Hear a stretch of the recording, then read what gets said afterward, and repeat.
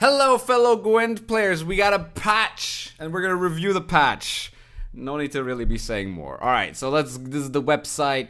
10.6 is here. Brand new cards. Triss, Yennefer. Ooh, so we get new cards. Okay. It brings some adjustments to neutral faction cards alike. Check out the latest developer for an in-depth look for. Am I gonna watch this? No, I'm probably just gonna read through this. All right, added confirmation pop-up for purchase. Okay, whatever. Who cares? Neutral, no unit. Triss, mentor, shower, meteor. Did I just read mentor? Meteor shower. All right, okay. Wasn't that the name of the original Triss art? In the original Gwent. 2 power, 12 provisions. It's neutral. Okay. Damage all units on an enemy row by half. Oh, no, they did coral. Oh, base power, though. Okay. Boost all units by half their... Wait, that's crazy. I feel like this is pretty crazy. So if you guys don't know what I'm referring to, in Beta Gwent... Coral's ability was to basically halve every unit's power on a row. And we also had Marigold's Hailstorm, which had a similar effect, which was really good when gold immunity got put away. Jesus Christ, this is old. But yeah, this card is insane. This card seems very strong. I really liked its duality. So I'm kind of interested to see, like, it's very similar to Yennefer of Vengerberg. But it's just kind of one row, so it's interesting. All right, new unit, Yennefer Illusionist. 4 power, 12 provisions, yet again. Spawn Yennefer's illusion on this row. The first time you spawn a unit on your side of the battlefield, each turn damage the lowest enemy unit by the spawned unit's base power. Death blow boosts self by 1. Okay, so a new Yennefer's Illusion is a human mage token, 4 power, doomed. When this unit takes damage, destroy self.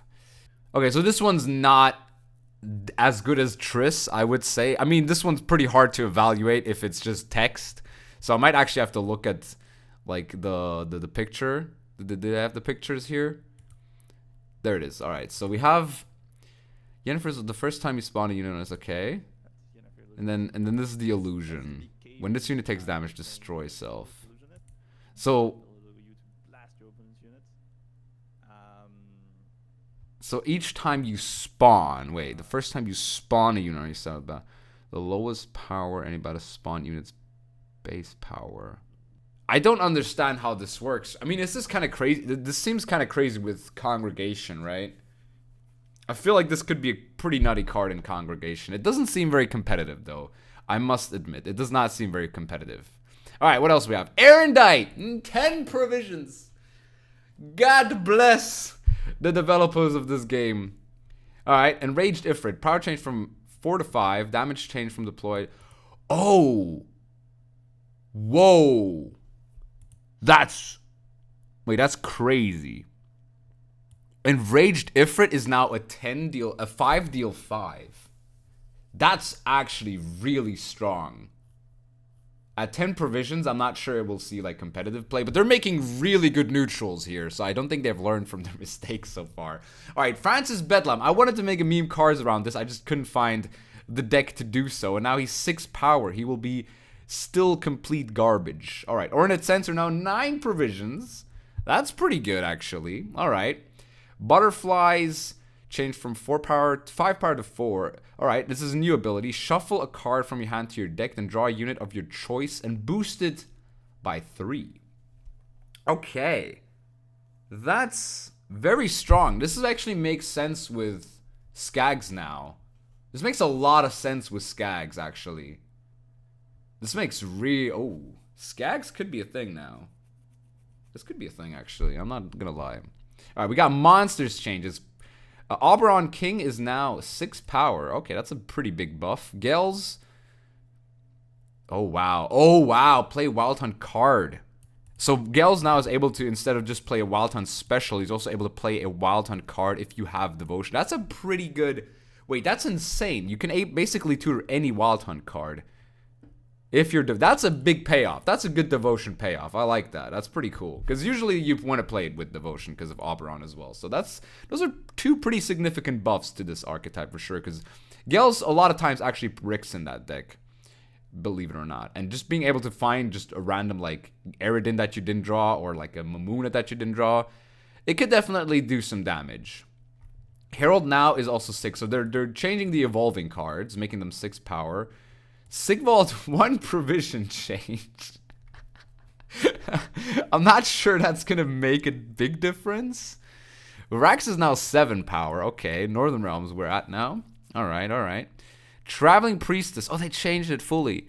Changed from 3 to 4. Starting charges changed from 0. Okay, so per shuffle is now 2. Okay, that does make sense. That does make sense.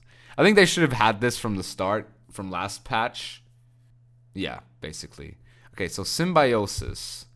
To the tooltip to include non-unit sources of Symbiosis. I don't get that. What the hell does that even mean? I guess it just changed the tooltip because of the leader ability. Eithne Wrath of Broccolon. Oh, what the hell? Wait, but that's...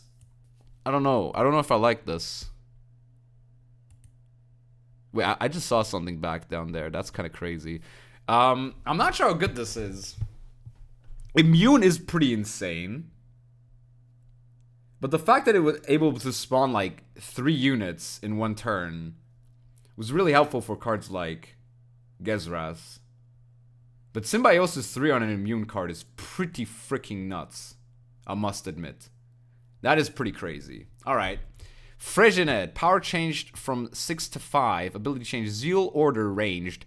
Spawn on a young Dryad on this row. Cooldown 4. At the end of your turn, lure the cooldown by the duration of Vitality on self. That is a cool change.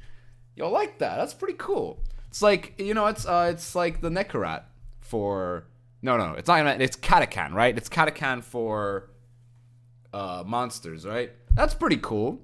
Torque now does not require devotion. Now that is a big change. Holy moly, that is crazy. So you definitely play it with butterflies now. 100% play it with butterflies. That is crazy. That is crazy. That is an insane buff to hand buff. Hand buff might be very scary now. They're not able to play neutrals. Wow, that is... I'm not sure if I like that. That seems a bit busted. It might not be busted, but Torque is a crazy card. Like, people underestimate his ability because he's devotion. But now that there's no devotion, cards just kind of popping off, honestly. That's insane. Alright, Farseer changed from 4 to 5. Changed from 4 to 5. Boost an unboosted unit in your hand by the number of boosted units in your hand. And Oak Critters now deals 4. But Farseer is... That is a good card, huh? I mean... No, actually no. This card isn't even that good. It's very conditional, and you can only really play it in round 1. If you think about it. But I mean, even if you have like a Torque in hand and you have 2 hand buffed units, it still plays for a lot, right? It still plays for 9 technically. Because you're always going to have Torque in your hand. So, this card can actually kind of pop off. This card could be, actually I might be underestimating how good this card actually is. This card's actually pretty crazy. This card actually is kind of nuts. And Oak Critters 4 bleeding, I don't think that changes much about the card. So yeah. Nilfgaard. Fergus now 6 provisions. Okay. Usurper Emperor changed from 6 to 5. Ability changed to spawn an operative on each enemy row and give them spying. Zero receives all spying operatives. Whenever an enemy unit gains spying, boosts self by 1. Wait, why did they change it from 6 to 5? Now he just plays for an 11, which is really bad. Oh wait, no, he doesn't because... Oh yeah, for sure. Okay, sorry. I just realized he's actually a 7. Yeah, okay. Now I get it. I kind of had a little brain fart there. Yeah, okay, so yeah, he's obviously buffed now. That makes sense. Okay, that's pretty good. Impera Enforcers. Armor change from 0 to 1. New ability, gain 1 armor. Okay, so you're kind of working with the spies there. If that's the card I think it is. It is. It should be, right? But it has 1 armor now as well. That's pretty good. All right. All right. Off the books now. 14 provisions. Fallen Raila. Okay, thank God they changed this freaking card. All right. 5 to 6. 12 provisions now. Ability change to Veil. Profit 3. So it already has Veil. Tribute. You remove poison from an allied unit. Then boost self by 5. Whenever your opponent plays a unit, poison it and remove a counter. When the counter reaches 0, the tribute becomes a fee. Wait, that's crazy. Wait, that is insane, dude. Wait, this card is nuts now. Is it? Wait, is it nuts? It seems pretty strong. Like, your opponent has to deal with. This is a 11 when it comes down. This is pretty cool. This is pretty cool. Because this card's kind of useless now that, what's his name? King of Beggars exists. So this also kind of works with its archetype now. That's a pretty cool card. I like this change. Not sure how good it's going to be. It's really hard to evaluate something like this. But I really like that they're doing this. Alright. Gellert Blindheim. Ability change to Profit to Immunity. Oh, okay. Yes, okay. Okay, I'm sorry, guys. I need to read these cards first. I'm just like, alright. Poison allied unit boosted by 2. Cooldown 1. So it keeps the cooldown. The cooldown is not changed. But the Adrenaline means that now it purifies itself. So you have this as an immune card. So you can kind of pop off with Fallen Raila here, which is kind of crazy. Failed Experiment. Power change from 10 to 6. This card is ass, by the way. So good that I changed that. Provision cost change from 5 to 4. Deploy Poison Self. Fee 3. Move Poison from self to a unit. Cooldown 1. That is... Whoa. That's pretty crazy, right? Is it just me? That seems pretty nuts for a 4 provision card. Damn, that's actually kind of bonkers. But fee 3 is a lot. You guys have, yeah, okay. Fee 3 is actually quite an expensive cost. That is actually quite expensive. But it is very powerful. Free value to poison seems pretty crazy, actually. This is interesting for sure. Hysteria is now 4 provision. Probably will still not see any play. I bet it does change the fact that you can now kind of play this as a 4 provision card and not as a garbage 5. Mutant. Armor change from 2 to 0. Ability change to when poisoned. Spawn a base copy of self in this row. Counter 1. I love this. This is great. This is pretty cool. You can kind of pop off with this one. And Failed Experiment also doesn't need to be an enemy unit, which is nice. Alright, so they're actually really popping off with the Syndicate poison change. I really like that they're doing that. Alright, Salamandra Assassin. Armor change from 1 to 0. Ability change. Place a bounty on an enemy unit. Order poison an enemy unit with bounty. That is legit, though. Is it? I don't think it's good, actually. No, come to think of it, it's not that great. It's not that great. Sorry, guys. I kind of just whatever. Salamandra Lackey. Ability changed. I don't even know what this one is, actually. Which one is Salamandra Lackey? I think that's the 4 provision one, right? Purify an allied and gain 2 coins for each status removed. That's pretty cool. I like that. That is pretty cool. That's actually really cool. But I wish it was an allied unit. I wish this could actually be used as a devotion purify. But I mean, Syndicate has probably the 2 strongest purifies in the game, technically, right? Because Kalkstein can purify more than once, so, yeah. Stolen Mutagens. Ability change to choose a mutagen. Damage enemy. Okay, this stay. Oh, yeah, this stay the same. If you control at least 2 salamanders, choose an additional mutagen. So, okay, that's instead of the free garbage coins that this gives you, which over profits pretty much every time with the blue one. It kind of like... You can kind of deal 4. You can kind of deal 8 damage. That's pretty good. That is pretty good. And that's it, right? That's it. All right, quite quick. I still have some time to talk about some things that I'm actually interested in. There were a lot of changes, though. Holy moly. Wait, so how did they... The tooltip for Scoia'tael. I guess you can have, like... Yeah. The tooltip for Scoia'tael now just is like the change to the Symbiosis. Because there hasn't been like a Symbiosis 2 card yet. Alright, so what are the biggest changes? This new Triss card seems pretty freaking scary, to be honest. Very, very scary. Yennefer, I have to see how it plays out, honestly. It's really hard to evaluate Yennefer, I must say. Erendite change from 9 to 10 is massive. I know that they can't really change Necker too much, and I don't know how they would change Necker, honestly.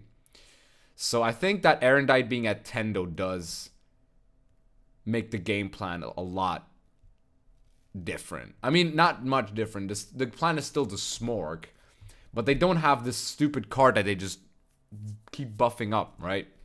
So yeah, Erendite at 10 definitely is one of the bigger changes.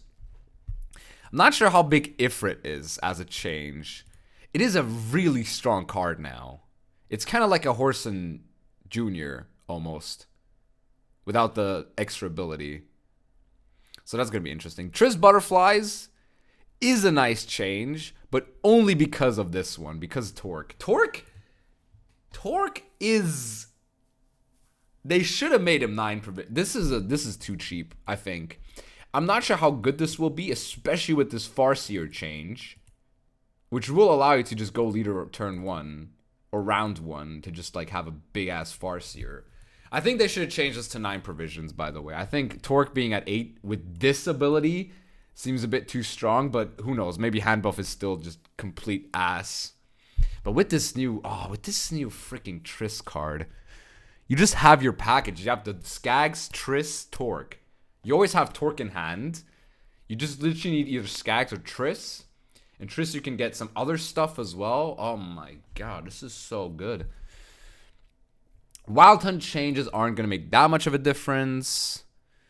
The Sigvald change is hilarious. I don't think that's going to make any difference. Priestess being gone is huge. They buffed her by 2 technically, but then they nerfed her by like 6, I would say.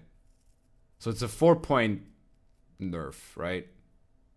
On average, right? If we're talking like average numbers here, you would say the Priestess comes in like 5 or 6 times out of your deck, so that's like 5 or 6 less points. But therefore they gain 2. So I mean, it is a pretty huge change, especially because those 6 points are also points that the Tridem absorbs and turns into an extra point. So yeah. Wrath of... I don't know about this Eithne change. It could be big. It could also be pretty bad. I like the Phrygianette change. That's definitely something that's nice. Nilfgaard, I don't think that this is going to make spying see play. They need to change Emir somehow. Emir is a terrible card. But I do like the Fergus change to 6. It definitely helps that archetype a lot. Especially with the Mangonel. Mangonel is insane with Fergus. That card is just hilarious. Now, Syndicate is hard because they actually kind of reworked an entire archetype here. So, with Salamander as like the finisher, it seems kind of busted, honestly. With Salamander as a finisher, you don't even need to double Salamander. You can just like play a bunch of like poison and make your opponent cry when you drop the Salamander. Salamander will play for a lot of value. And the points on these aren't even that bad. Yeah. Wow. Not the longest video I'll make. But it is a video nonetheless. Content is always content, guys. Remember that. But yeah, I would say this is a pretty big patch with some changes that people wanted. And changes that will definitely crank up the meta. For sure. I'm not sure how big of a difference it is with Ornate Censor being 9 provisions. Ornate Censor in general should have some sort of cap, I think. Like, the card just creates a bunch of problems. So, yeah, it's interesting. But yeah, overall, I'm pretty happy with this. I'm very happy. Was there anything I wanted them to touch? Wait, what the monsters? Monsters didn't really get that much love here, did it? They haven't touched Nilfgaard in a long time. I feel like they're kind of... I don't know what they're going to do with Nilfgaard. I feel like Nilfgaard's been kind of the same deck for so long, and there haven't been many like major reworks or changes that, you know, that are on the same level as something like, you know, Scoia'tael or Syndicate here. Because Scoia'tael's got some big changes. Yeah. If I were to predict like what the best decks are going to be, I still think Monsters, Golden Necker, but without Erendite though. Oh my god, how it's going to be hard to evaluate, because how good is Necker without Erendite? How good is Necker without Erendite? That's going to be the question that this next meta basically asks itself. So we can we're going to find the answer to basically what is the problem. Is Golden Necker the problem, or is Erendite the problem with Golden Necker decks? And I feel like targeting Erendite is the safer choice, and it might also be the correct one, because I think Erendite just gives Necker decks something that allows them to just spam endless amounts of cards because of Erendite's Echo ability, and the fact that you will most likely find Erendite because of Golden Necker. It just, I feel like this card is going to change a lot. This is definitely going to change a lot. Yeah, I do like this patch though. I'm going to try a lot of Scoia'tael for sure. I'm going to try a lot of Syndicate. I think Syndicate might be really strong here. I might also be wrong, but I feel like Syndicate will definitely be a bit of a scary one. And yeah, that was the patch. Big patch. Looking forward to what it's going to do with the meta. I hope you are also excited for this new patch. If you are, please leave a like. Subscribe for more Gwent content, and I'll see you soon.